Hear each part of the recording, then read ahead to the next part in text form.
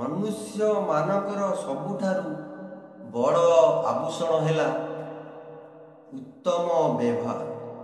आउ जदि यह आमे अभ्यासगत भाव परिधान करिबा ताले तार मूल्यबोध बढ़ीजीव।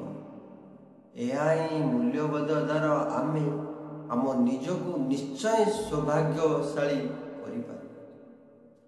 आम जीवन को किए किए आसीबे या समय ही स्थिर करिता, हेले हृदय रे किए किए रहिबे या हृदय स्थिर करिता।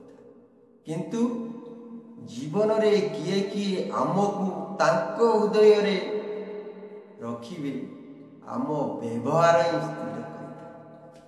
आत्मसंतोष गरीब को दिने धनी आउ असंतोष धनी को दिने गरीब कर देता।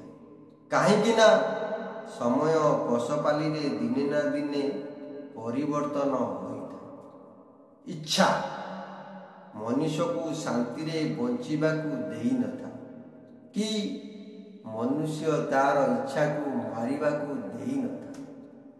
प्रकृतिर जीवन रे यह कि प्रकार विडंबना जहाँ को बुझिबा असंभव। जय श्री कृष्ण। आपणक दिनटी मंगलमय।